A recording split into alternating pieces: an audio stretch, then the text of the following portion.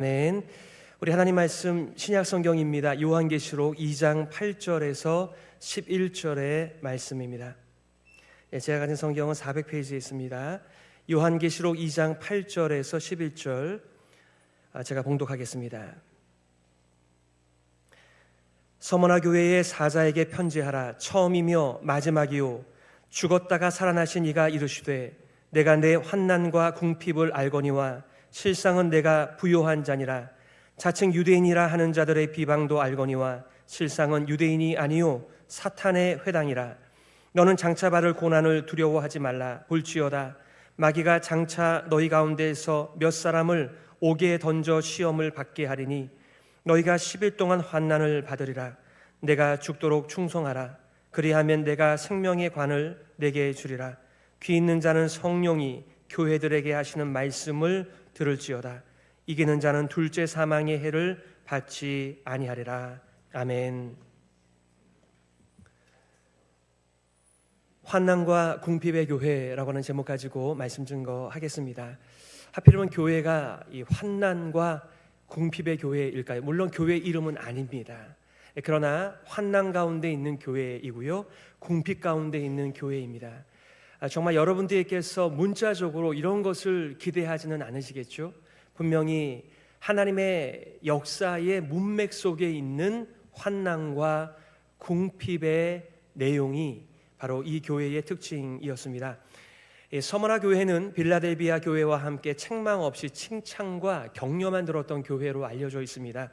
간혹 이 이름의 현대 교회를 보기도 하는데요, 그 이유는 아마도 하나님 앞에서 우리 교회는 책망을 받지 않았으면 좋겠다, 우리 교회는 하나님으로부터 칭찬만 받으면 좋겠다, 아마 그런 마음이 교회의 이름을 서머나 교회 또 혹은 빌라델비아 교회라고 짓는 것이 아닐까 합니다.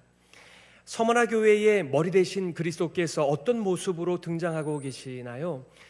각각 교회에 등장하시는 예수 그리스도의 모습은 그들의 교회의 실상과 모습과 형평과 무관하지 않습니다. 연관이 있는데요, 오늘 2장 8절입니다. 서머나 교회의 사자에게 편지하라. 처음이며 마지막이요 죽었다가 살아나신 이가 이르시되. 서머나는 대표적으로 그 당시에 황제 숭배의 도시였습니다. 그러나 유일한 왕은 하나님이시다, 이 선포가 예수 그리스도의 이 등장의 모습 속에 나와 있는 것이죠. 처음이며 마지막이요 죽었다가 살아나신 이 바로 교회의 머리 되신 예수 그리스도의 자기 선포, 자기 증거입니다. 선지자 이사야의 글에 다른 신은 없다, 나만 신이야 라고 하는 이 메시지가 바로 이 말씀을 잘 전달해 주죠. 이스라엘의 왕인 여호와, 이스라엘의 구원자인 만군의 여호와가 이같이 말하노라. 나는 처음이요 나는 마지막이라. 나 외에 다른 신이 없느니라. 아멘. 그런데 지금 서머나에는 수많은 신들이 있고 심지어는 누가 봐도 인간인데 황제까지 신으로 섬기는 황제 숭배의 주거지였다, 중심지였다, 이렇게 말하고 있는 것입니다. 오늘 여러분들과 두 가지를 나누려고 해요. 첫 번째는 주께서 칭찬하시는 교회 서머나 교회, 둘째는 주께서 격려하시는 교회 서머나 교회입니다. 자, 먼저 주께서 칭찬하시는 교회 서머나 교회인데 오늘 9절 상반절입니다. 서머나 교회가 잘한 일을 이렇게 말씀해요. 내가 내 환난과 궁핍을 알거니와. 이게 무슨 칭찬의 내용인가요? 그럼 우리 모두가 다 환난을 자처하고 궁핍하게 가난하게 삼류 인생으로 살아가면 다 하나님으로부터 칭찬을 받는다는 그런 말이 아니라고 하는 것은 여러분이 먼저 잘 아실 것이라고 생각합니다. 서머나는 에베소와 함께 최고의 도시로 자처하는 부유한 도시로 유명합니다. 그런데 서머나 교회는 궁핍했고 환난 가운데 있었다. 너무나 어울리지 않는 그림입니다.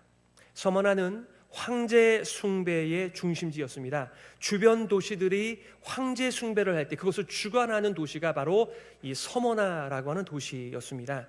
정치, 경제, 사회 구조가 황제 숭배를 중심으로 이루어졌기 때문에 황제 숭배는 그들에게 있어서는 애국심이고 시민 정신이고 1등 시민이 갖추어야 하는 자격이었습니다. 그러니 그 충성의 대가로 도시의 혜택과 부유의 길이 열렸으니 누가 그 줄에 서지 않으려고 했을까요? 잘 사는 길은, 안전을 보장받는 길, 더 윤택한 길이 열리는 길은 바로 황제 숭배의 체계 속에 순응하며 더 나아가 충성하는 것이었습니다. 당연히 그리스도인들은 황제 숭배 및 황제 숭배의 체계 속에서 신앙을 지켰습니다. 여러분, 신앙을 지킨다는 말이 여기에서 어떻게 작용되는 것이죠? 바로 나의 왕은, 우리의 왕은 황제가 아닙니다. 예수 그리스도가 우리의 주님, 우리의 왕이십니다. 우리의 유일한 왕은 예수 그리스도이십니다라고 하는 이 신앙 고백을 하는 사람들이었기 때문에 환난 가운데 있었습니다. 궁핍한 가운데 있었습니다. 예수 그리스도를 구세주라고, 나의 왕이라고 고백하고 인정하는 그 대가는 이 서머나 도시의 모든 혜택에서 열외당하는 것이었습니다. 변두리에 산다는 것을 의미한 것입니다.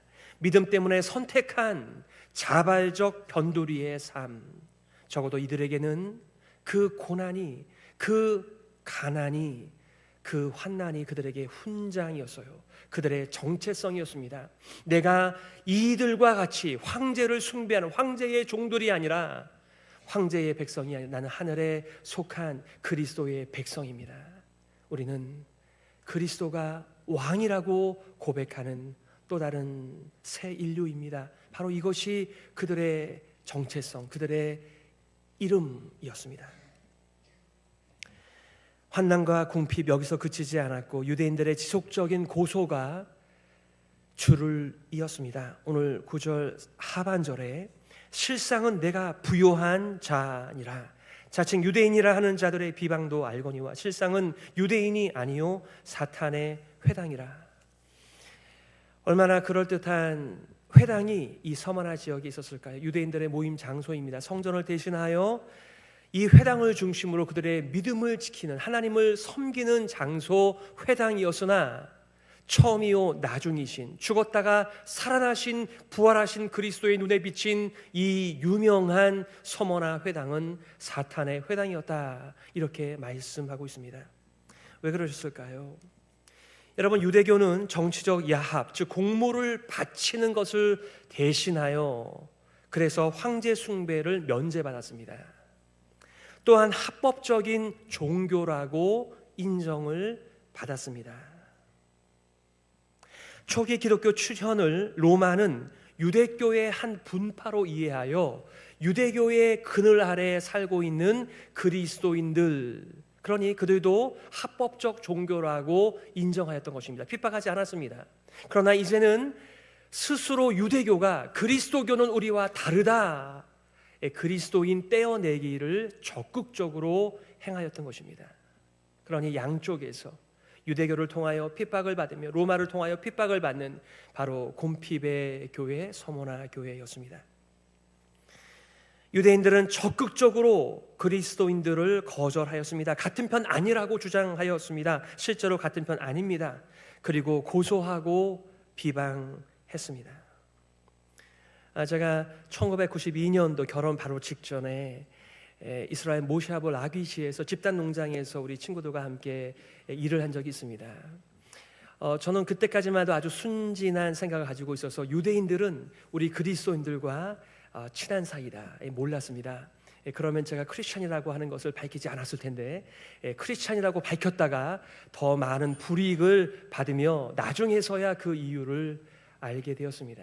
저만 그런 것이 아니죠. 유대인조차도 그들이 크리스천이라고, 회심한 그리스도인이라고 고백할 때 유대교의 체계 속에서 나오는 모든 혜택을 받지 않기로 결심해야만 하는 것이었습니다. 황제 숭배를 적극적으로 거절하는 자들이다, 비애국적 무리이다, 사회 부적응 자들이다, 오히려 무신론자들이다, 이 도시의 위험한 존재들이라는 온갖 악의적인 말을 지어냈습니다. 사도 바울은 복음을 전할 때 연병이라고, 전염병이라고 그렇게 누명을 썼던 자였습니다. 우리가 전염병을 경험해 보았습니다. 서로 거리를 띱니다. 이 병에 걸리면 스스로 격리하는 일들을 경험하였습니다. 많은 사람들이 하나님 나라의 복음을 가지고 예수 그리스도를 왕이라고 부를 때 세상에서 연병 같은 대우를 받았습니다. 만왕의 왕께서 유대인들을 가리켜 너희들은 유대인 아브라함의 자손이 아니라 사탄의 회당이다, 이렇게 말씀하셨습니다. 사탄의 뜻 자체가 고소자입니다. 사탄의 하는 일이 고소하는 일입니다. 거짓말의 아비입니다. 유대인들의 회당이 얼마나 그럴듯했을까요? 그러나 그곳은 실상 로마 제국에 편승하여 하나님의 사람들을 대적하는 사탄의 무리들, 사탄의 회당이었다고 예수님께서 말씀하고 계십니다. 누가 진짜 유대인인가요? 누가 진짜 아브라함의 자손인가요? 이 점에 대하여 바울은 로마서 2장을 통하여 분명하게 강조하였습니다. 로마서 2장 28절에 겉모양으로 유대 사람이라고 해서 유대 사람이 아니요, 겉모양으로 살갗에 할례를 받았다고 해서 할례가 아닙니다. 그들에게서 할례는 언약 백성의 증표, 토큰이었습니다. 그러나 지금 사도 바울은 육체의 할례를 받았다고 아브라함 자손 아니라고 말하고 있습니다. 그러니 얼마나 비방을 받았을까요? 자처했을까요? 오히려 속사람으로 유대 사람이 네가 유대 사람이며 율법의 조문을 따라서 받는 할례가 아니라 성령으로 마음에 받는 할례가 참 할례입니다. 이런 사람은 사람에게서가 아니라 하나님에게서 칭찬을 받습니다. 우리의 그리스도인됨의 증거는 무엇일까요? 종종 이렇게 자동차 범퍼에다가 물고기를 붙이고 다닙니다. 익투스라고 하는, 나는 크리스천입니다 라고 하는 것을 증거하는 것이죠. 때로는 우리가 십자가를 달기도 합니다. 여러 가지 모양으로 우리가 외적인 나의 그리스도님을 자처하는 그 모습 잘하고 계시는 것입니다. 우리는 기회가 주어질 때마다 나는 크리스천입니다 증거하는 것이 우리 간증자의 삶이요 증인의 삶이기 때문에 그렇습니다. 그러나 우리를 진짜 그리스도인 되게 하는 것은 바로 속사람의 문제라고 말씀하고 있습니다. 정말 우리는 성령을 통하여 할례를 받은 언약의 백성인가? 정말 예수 그리스도가 나의 왕, 나의 주, my Lord이신가? 스스로 우리가 질문하며 우리는 비록 이 땅에 살아가지만 이 땅에 속한 사람들 아니고요, 하늘에 속한 하늘의 백성, 그리스도의 새 백성들입니다. 처음이요 나중 되시는 만왕의 왕께서 오히려 서머나 교회가 부요한 교회다 이렇게 말씀하십니다. 인정하십니다. 영적인 부요입니다.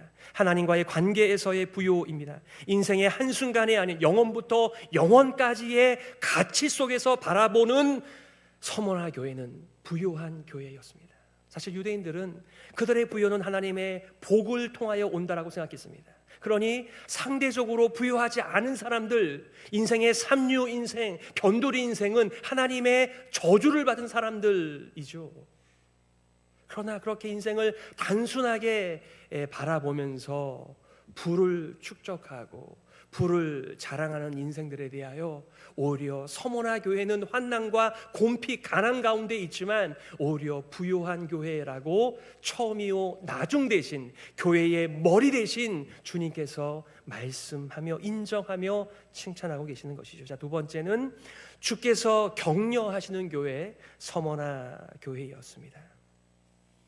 오늘 10절 상반절입니다. 너는 장차 받을 고난을 두려워하지 말라. 볼지어다 마귀가 장차 너희 가운데서 몇 사람을 오게 던져 시험을 받게 하리니 너희가 10일 동안 환난을 받으리라. 현재 받는 고난과 비방뿐만 아니라 장차 받을 고난을 예고하시며 두려워하지 말라, 두려워하지 말라 격려하고 계십니다. 여러분, 세상이 얼마나 두렵습니까? 아직 살아보지 않은 우리의 앞날도 얼마나 두렵습니까? 그러니 우리가 더욱더 우리의 창고를 늘리고 더 많은 것들을 확보해야 우리가 안정감을 누리며 안전을 누릴 수 있다라고 하는 생각 속에 살아갑니다. 하지만 하나님의 사람들은 고난을 준비하며 인생을 삽니다. 몇 사람이 투옥되는 시험이 온다라고 하였습니다. 10일 동안의 환난이라고 말씀하셨는데, 여러분이 들으실 때 10일 동안의 환난은 짧은 것인가요? 긴 것인가요? 보통 사도 요한이 하루를 사용할 때 은유적으로 한 1년을 가리키거든요. 물론 그대로 우리가 적용할 수는 없겠지만, 그렇다면 최소한 이게 문자적 의미에서의 10일이 아닌 10년을 의미할 수도 있잖아요.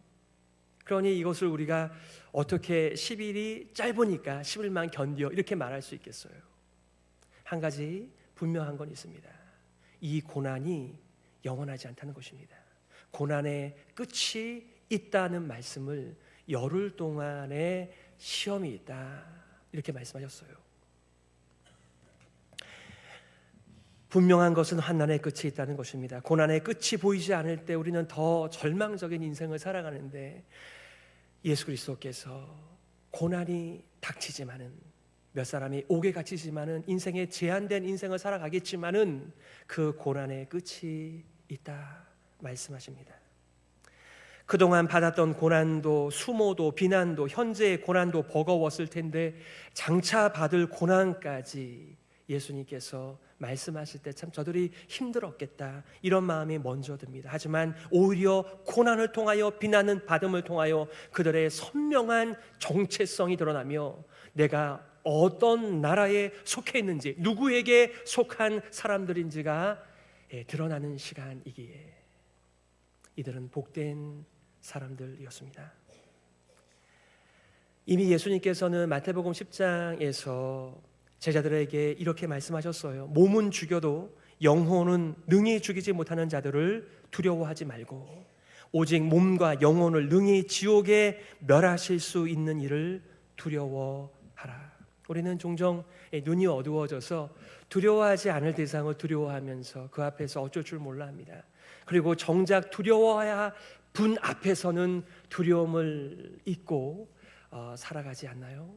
그러니 우리는 기도드리는 것, 하나님 우리의 눈을 열어서 하나님의 놀라운 역사를 보게 하여 주시고 두려워해야 할 대상을 분별하게 하여 주옵소서. 이 세상이 두려우면 우리는 우리의 보스와 우리의 멱살을 붙들고 있는 자들에게 우리의 충성을 바쳐야 되잖아요. 그러나 우리가 정작 예수 그리스도께 속한, 예수 그리스도를 왕이라고 부르는 자들이라고 한다면 우리는 그리스도께 충성을 바치는 인생입니다.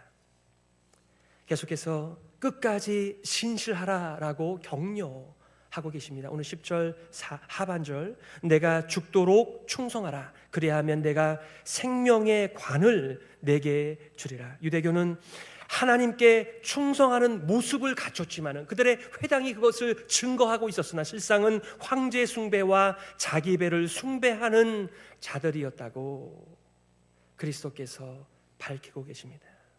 인생에 대한 평가는 인생들이 하는 것이 아니라 진정한 재판장이신 그리스도께서 하실 것인데, 그리스도께서는 서머나의 유명한 회당을 가리켜 사탄의 회당이라고 말씀하셨습니다. 고난에 직면한 교회는 끝까지, 죽기까지 하나님을 향하여 신실하라고 격려하십니다. 순교를 각오하고 신실한 증언을 하라는 격려의 말씀입니다. 국가와 사회, 집단을 향한 충성심, 애국심이 연관될 때 모든 가치를 뛰어넘는 오늘의 시대를 우리가 바라보지 않나요? 이 진영 논리 말입니다. 때로는 애국심이 신앙과 동일한 선상에 있을 때도 있지만 오히려 애국심이 하늘을 향한, 그리스도 예수를 향한 우리의 믿음을 시험케 하는 일들도 우리가 많이 경험하는 시대 속에 살아갑니다. 그래서 인생들이 변절합니다. 그리스도인들은 국가와 시민사회와 시민 종교의 부르심을 받은 것이 아니라 우리를 죄와 죽음과 어둠에서 건져내어 제사장 나라로 삼아주신 하늘의 백성, 바로 유일한 하나님 그리스도께서 우리를 불러주셨습니다. 그래서 우리는 그리스도께 우리의 주님이라고, 우리의 왕이라고 그분께 우리의 충성을 맹세하고 그 길 걸어가는 것을 우리의 삶의 가치로 알고 인생을 살아가는 것이죠. 지난번에 오신 엄기영 선교사님께서 그런 말씀하셨어요.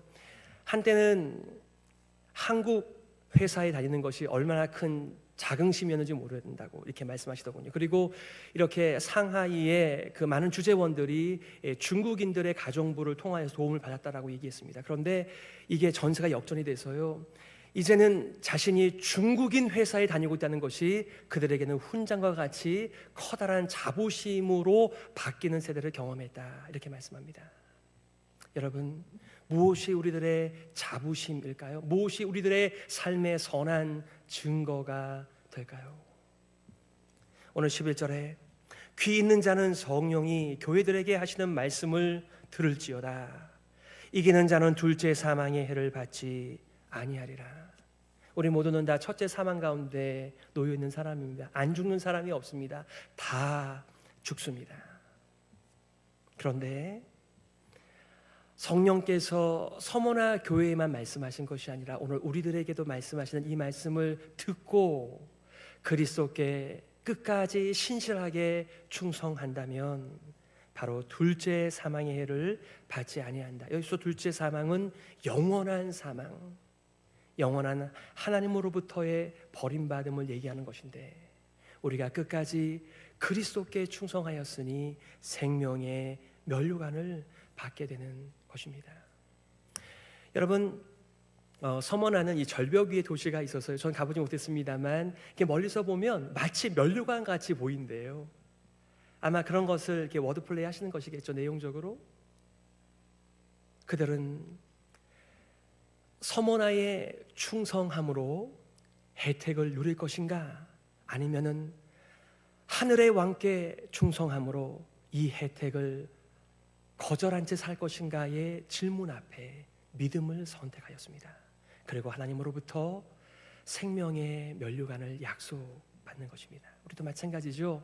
사실 한국과 이렇게 미국 같은 특별한 나라에서 살게 되면 이 땅에서 부는 바람이 우리의 믿음의 진위를 잘 가리지 못하게 합니다.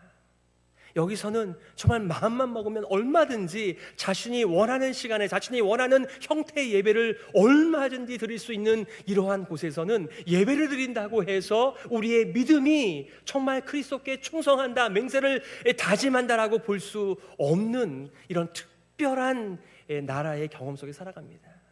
그러나 정말 예배를 드리기에 하나님의 말씀을 가지고 있다는 이유 때문에 핍박을 받는 나라에서는 그들의 예배는 그들의 믿음의 진위를 가리는 중요한 선택의 현장이 된다는 것이죠. 기억하십시오. 몸은 죽여도 영혼은 능히 죽이지 못하는 자들을 두려워하지 말고. 여러분의 진정한 왕은 누구십니까? 우리는 어느 나라에 속한 사람들입니까? 오늘 22장 13절에 영원한 통치자 예수 그리스도, 단순히 서머나 교회에서만 이렇게 등장하시는 것이 아니라 요한계시록 전체에 이렇게 등장하고 계시는데, 나는 알파와 오메가요, 처음과 마지막이요, 시작과 마침이라. 이 메시지가 뭘 증거한다고요? 오직 예수 그리스도만이 우리의 유일한 왕, 만왕의 왕 되심을 이렇게 표현하신 것입니다. 얼마나 수많은 신들을, 자신의 욕구를 채워줄 신들을 오늘날 우리가 찾고 있습니까? 그러니 칼빈이 말한 것처럼 우리의 마음은, 우리의 심령은 우상을 찍어내는 우상 공장이라고 말을 한 것이 틀림이 없습니다. 그러나 우리는 인생들이 우리를 죄와 어둠과 사망에서 건져낼 위인이 없음을 이미 알았기에 그리스도 예수를 우리의 주님이라고 왕으로 섬기는 예배의 현장 가운데 있습니다. 지난 금요일에 엠마오 선교 헌신 예배가 있었습니다. 특별히 삼선교에서 후원하고 있는 나이지리아 이능성 선교사님의 기도 제목을 나누면서 함께 기도할 때 이렇게 기도했습니다. 현지 선교사 훈련 시 안전한 도착과 귀가를 위하여 기도하십시다. 특히 납치의 위험 속에 사역하는 선교사님들의 안전을 지켜주시도록 우리가 함께 기도했습니다. 여러분, 혹시 예배 드리러 오실 때 어떤 위협이 있었나요? 나이지리아의 유명한 테러 단체 보코하람입니다. 이들은 이슬람 무장 단체인데 크리스찬 학교들만 겨냥해서 그들을 납치하고 인신매매하는 이들을 도맡아 하는 보코 하람입니다. 작년에만 하더라도 성탄절 3일 동안에 160명의 크리스찬들이 살해당했습니다. 그리고 300명 이상의 사상자들이 생겼습니다. 우리랑 먼 얘기일 수도 있고 같은 그리스도 예수 안에서 우리의 이야기가 되기도 하는 것이죠. 유진 피터슨 목사님께서 예수님께서 증거하신 산상수훈의 말씀을 이렇게 표현했는데 매우 현대적인 우리와 결을 같이 하는 메시지여서 제가 좀 읽어드리고 싶습니다. 마태복음 5장 10절부터 12절까지의 산상수훈 메시지입니다. 하나님께 헌신했기 때문에 박해를 받는 너희는 복이 있다. 그 박해로 인해 너희는 하나님 나라에 더 깊이 들어가게 된다. 그뿐 아니다. 사람들이 내 평판을 떨어뜨리려고 너희를 깔보거나 내쫓거나 너희에 대해 거짓을 말할 때마다 너희는 복을 받은 줄로 알아라. 그들이 그렇게 하는 이유는 진리가 너무 가까이 있어서 그들이 불편을 느끼기 때문이다. 그런 일이 일어날 때 너희는 기뻐해도 좋다. 아예 만세를 불러도 좋다. 그들은 싫어하겠지만 나는 좋아하니 말이다. 온 천국이 박수를 보낼 것이다. 또한 너희만 그런 일을 당하는 것이 아님을 알아라. 내 예언자들과 증인들은 언제나 그런 고생을 했다. 예수님이 그러셨습니다. 왜 예수님께서 서머나 교회에 등장하실 때 죽었다가 부활하신 다시 살아나신 분으로 등장하셨을까요? 얘들아, 나도 죽었다. 나도 이 땅에 있을 때 많은 핍박을 받았지, 많은 비방을 받았어. 그리고 나는 죄가 없지만 이사야 53장의 그 모든 예언을 성취했다. 그래서 유대인들은요, 이사야 53장을 그리스도의 예언의 말씀으로 받지 않습니다. 어떻게 그리스도가 고난을 받을 수 있어? 어떻게 그리스도가 이런 힘이 없어서 당하는 찔림을 받고 죽임을 당한단 말인가? 그들의 그리스도상에는 고난받는 그리스도가 안 계셔요. 여러분에게는 어떻습니까? 말씀을 요약하겠습니다. 서머나 교회는 환난과 빈곤과 비방 때문에 볼품없이 여겨지는 교회였습니다. 어느 누구도 이런 교회를 바라보지는 않겠죠. 그러나 교회의 머리 되신 그리스도께서는 서머나 교회야말로 실상 부유한 교회, 가진 것이 많은 교회라고 말씀하셨습니다. 이들을 향해 부족한 점을 언급도 하지 않으세요. 다만 장차 받게 되는 고난, 시험, 환난, 비방을 두려워하지 말라고 격려하십니다. 왜 그렇죠? 고난 받으신 그리스도께서 함께 하시는 교회이기 때문에 그렇습니다. 환난이 닥치지만 일정한 시간이 지나면 지나갈 것이고 죽기까지 신실하면 생명의 면류관을 받게 될 것이라고 약속하셨습니다. 우리는 이 시대를 살아가면서 하나님을 인정하지 않거나 가볍게 여기는 세대 속에 살고 있습니다. 여러분은 어떠세요? 제가 종종 무례하지만 예수님이 여러분에게 얼마짜리냐고 질문을 드립니다. 예수님께서는 우리들에게 얼마나 가치 있는 분이실까요? 그리스도를 유일한 왕으로 섬기는 자들에게 필연적으로 세상의 비방과 고난이 찾아올 것입니다. 우리는 그것을 준비하며 인생을 살아가는 거죠. 오히려 그 일들이 우리의 정체성을 확고하게 해주기 때문에 우리는 그 일을, 그 날을 피하지 않습니다. 또한 핍박과 고난이 일상인 나라와 민족 중에 살고 있는 우리의 선교지라고 부르는 곳에 또 다른 그리스도인들이 있습니다.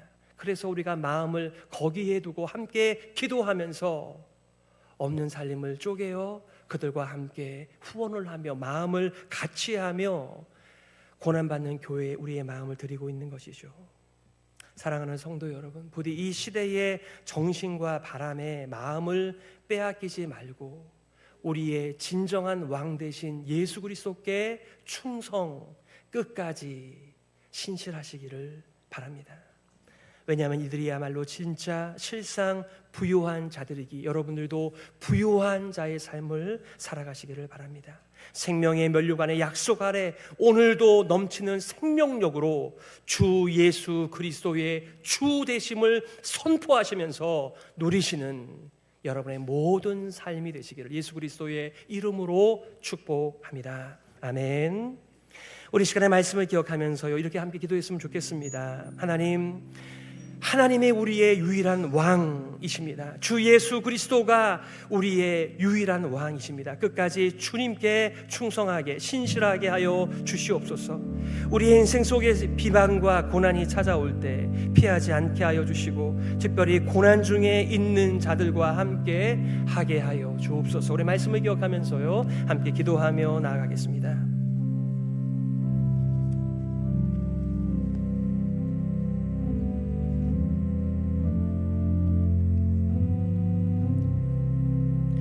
하나님 아버지, 은혜를 감사합니다.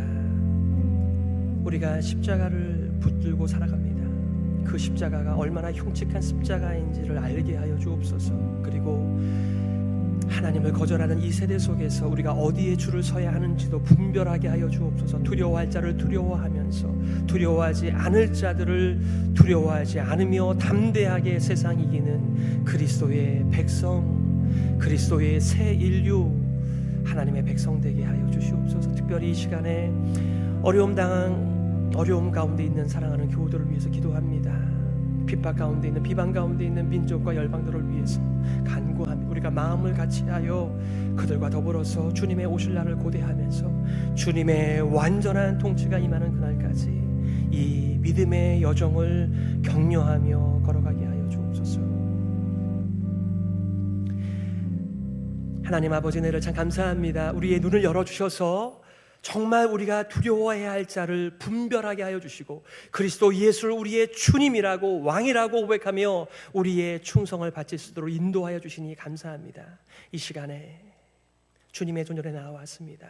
우리의 마음과 뜻과 정성과 목숨을 다하여 드린 이 예배가 우리의 삶의 현장 속에서도 증거되며 생명이 넘치는 인생 되게 하여 주옵소서. 예수 그리스도의 이름으로 기도드립니다. 아멘.